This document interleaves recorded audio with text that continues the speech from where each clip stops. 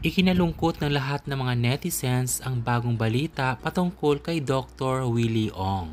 Kahapon lamang ay kinagulat ng publiko ang pag-post ni Dr. Willie Ong sa kanyang social media platforms at inamin na siya ay may problema sa kanyang kalusugan.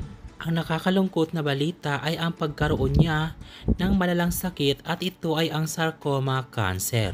Ang sarcoma cancer mismo ni Dr. Willie Ong ay tumubo sa likod ng kanyang puso at sa ibabaw ng kanyang intestine. Ayon sa kanyang doktor, ang sarcoma cancer ay isa sa pinakamahirap gamutin na cancer na sakit ng mga tao. Dahil rare ang uri ng cancer na ito at limitado lamang ang mga gamot para dito. Ayon kay Dr. Willie Ong, ikinagulat niya at ng kanyang pamilya ang sakit na tumama sa kanya. At marami mga netizens ang nagulat at hindi makapaniwala sa balita na kung bakit nagkaroon si Dr. Willie Ong ng sakit na ito. Dahil alam naman natin na si Dr. Willie Ong ay napakahusay na doktor at napakahusay niya magbigay ng payo sa mga netizens para maiwasan ang iba't ibang uri ng mga sakit.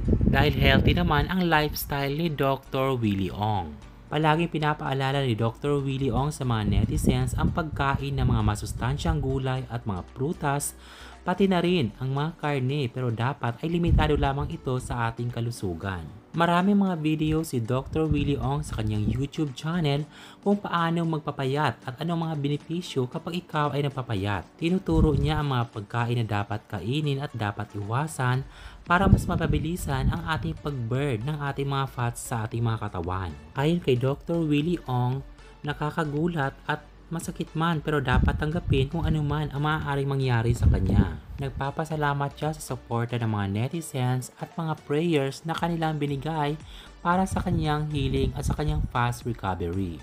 Nagulat ka rin ba sa balitang ito? Ano ang masasabi mo? Mag-comment ka na at mag-subscribe para palaging updated dito lamang sa Showbiz One.